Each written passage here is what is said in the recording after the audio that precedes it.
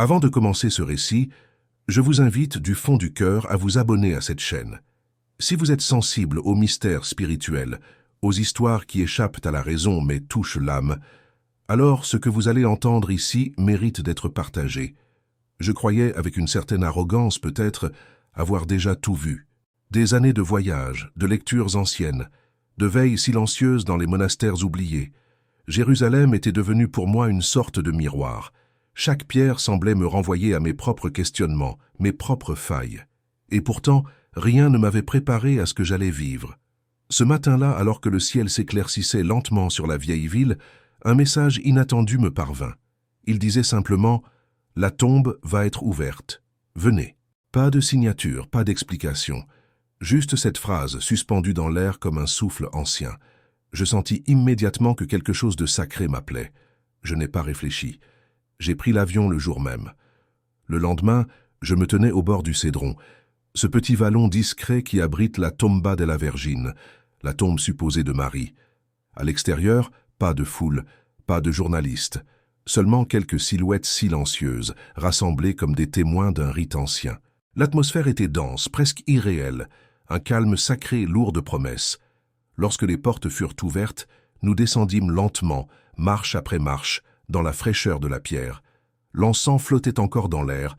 J'avais l'impression d'entrer non pas dans un lieu, mais dans un temps suspendu.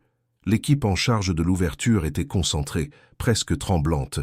Et puis, le silence, celui qui suit une révélation. Le tombeau était vide. Mais pas vide comme s'il n'avait jamais contenu de corps. Vide comme si quelqu'un en était parti, sans ouvrir la pierre. Sur la dalle, une empreinte étrange restait gravée. La forme subtile d'un corps, non pas de chair, mais de lumière. Comme si un rayonnement avait imprégné la roche avant de s'éteindre.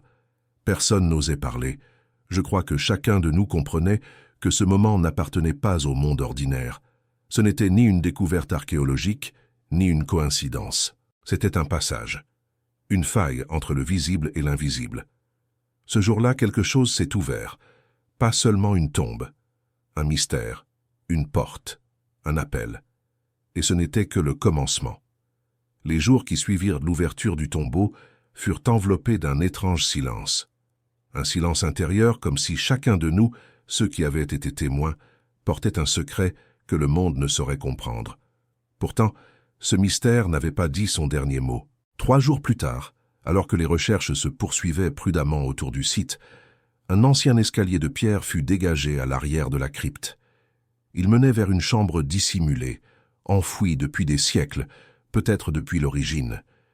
Ce que nous y trouvâmes allait transformer le mystère en vertige. Au centre de cette petite salle, protégée par une dalle scellée, reposait un coffre en bois noirci par le temps, orné de symboles gravés à la main, visiblement très anciens. Lorsque le couvercle fut soulevé, un frisson collectif parcourut la pièce.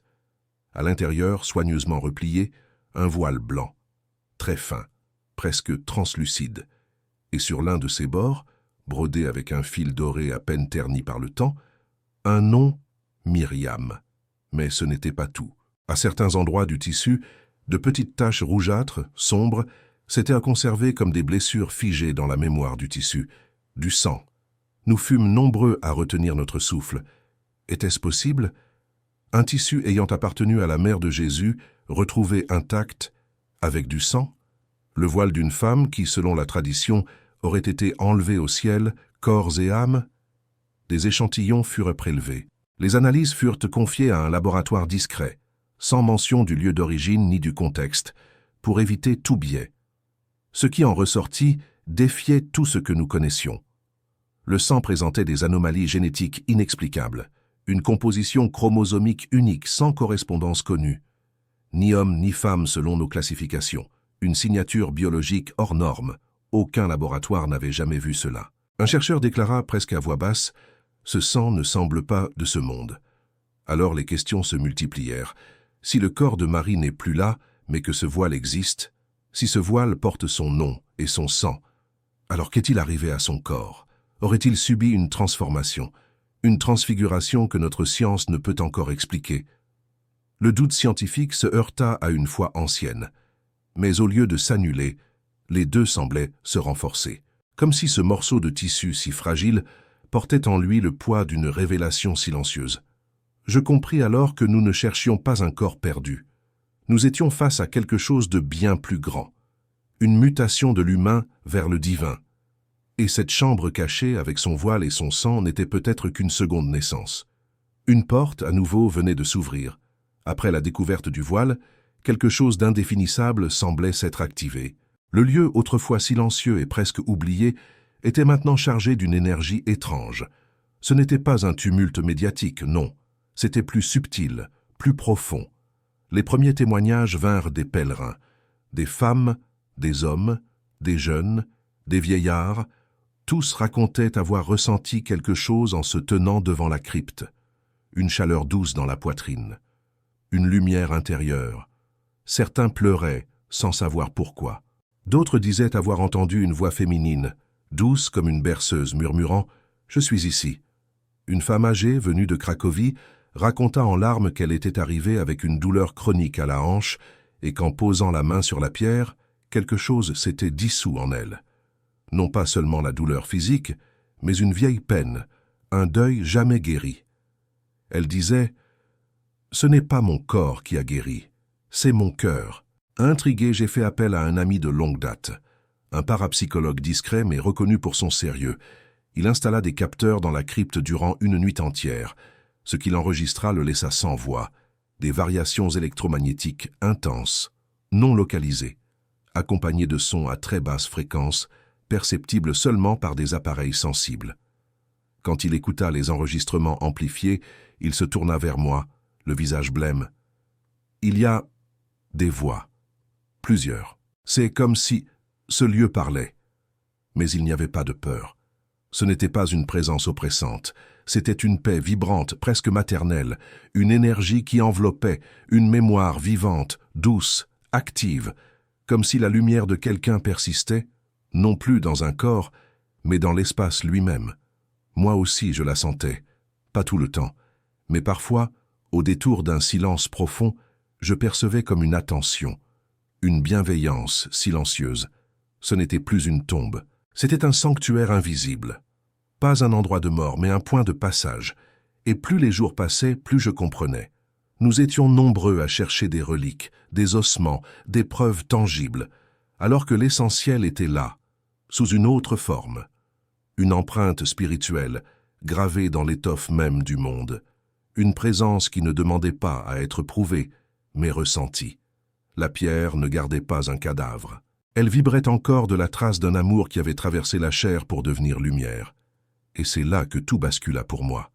Le mystère ne résidait pas dans ce qui avait disparu, mais dans ce qui restait vivant. Je n'arrivais plus à penser comme avant. Tout ce que j'avais appris, la science, l'histoire, la foi, semblait désormais faire partie d'un même langage, comme des couches d'une vérité plus vaste.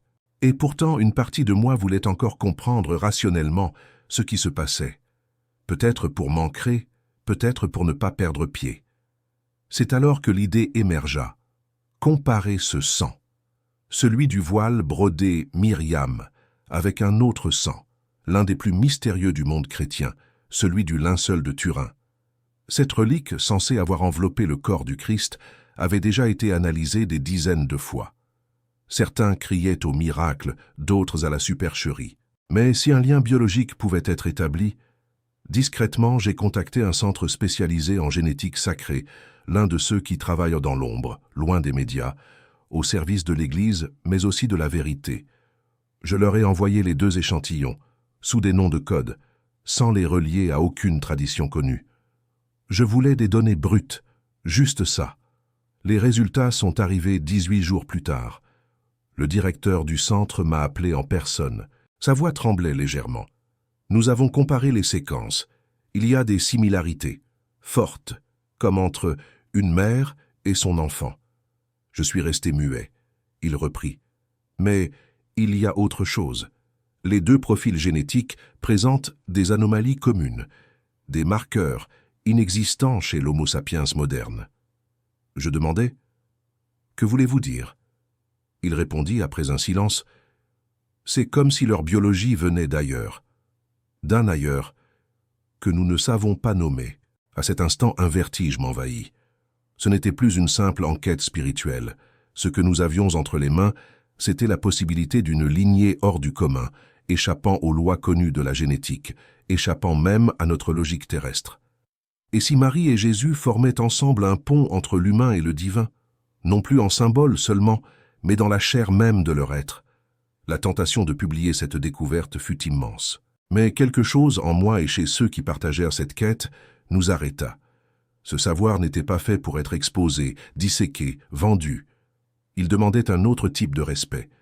Nous avons décidé de garder le silence, de protéger le secret, de ne pas trahir ce que nous avions touché du bout des doigts, une vérité qui ne s'impose pas, mais qui se révèle en silence à ceux qui cherchent avec le cœur. Et dans ce silence, j'ai compris. Parfois, la plus grande preuve est celle que l'on ne montre pas. Après avoir choisi le silence, je ressentis un étrange apaisement. Ce n'était pas une fuite, ni une peur. C'était comme une révérence intérieure, comme si le mystère lui-même avait murmuré « Ne va pas plus loin avec les mots ». Pourtant, mon âme restait en mouvement. Il me fallait comprendre autrement, non plus par la science, mais par la sagesse oubliée. C'est ainsi que mon chemin me conduisit vers le mont Athos, ce promontoire sacré de la mer Égée, interdit aux femmes, mais ouvert aux chercheurs sincères.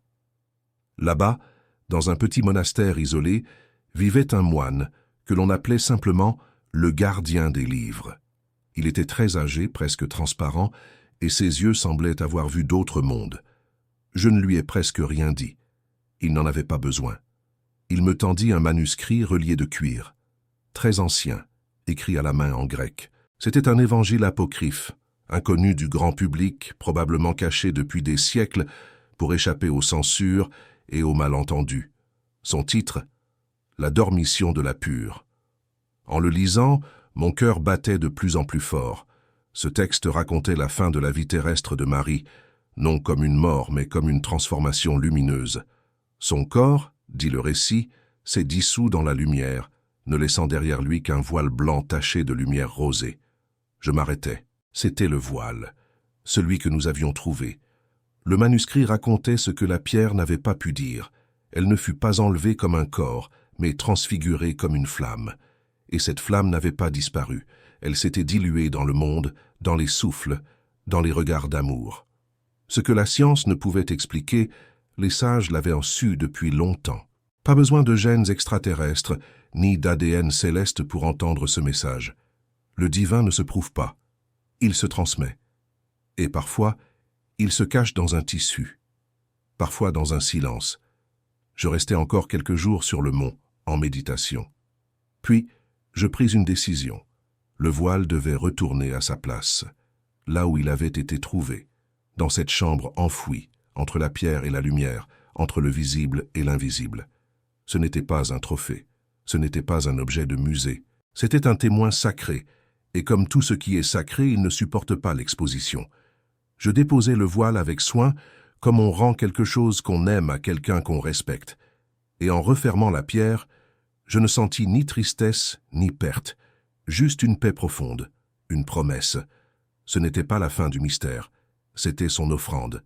Les années ont passé, le monde a changé autour de moi, mais quelque chose, en moi, est resté immobile. Figé dans cette lumière, dans ce silence, dans cette vérité qu'on ne dit pas, mais qu'on ressent. Je n'ai jamais reparlé publiquement de ce que nous avions découvert. Il y a des choses qu'on ne protège qu'en les gardant vivantes dans l'ombre sacrée du cœur. Mais même sans les mots, le mystère continue de murmurer. Depuis la réouverture de la tombe, les témoignages ne cessent d'affluer. Des visiteurs du monde entier, croyants ou non, racontent la même chose, avec des mots différents. Un frisson qui traverse la peau, une paix qui descend comme une pluie chaude, une voix qui ne parle pas aux oreilles, mais à l'âme. Ce n'est pas de la suggestion, ce n'est pas du folklore, c'est une présence vivante qui accueille ceux qui viennent avec un cœur sincère, une lumière discrète, mais constante, comme une mère invisible qui veille, qui console, qui répare sans bruit. Moi aussi je suis retourné là-bas, pas comme chercheur, pas comme témoin, mais comme fils. Je suis resté longuement devant la pierre refermée. Je n'ai pas prié, je n'ai pas demandé. J'ai juste écouté. Et c'est là que je l'ai entendu une dernière fois.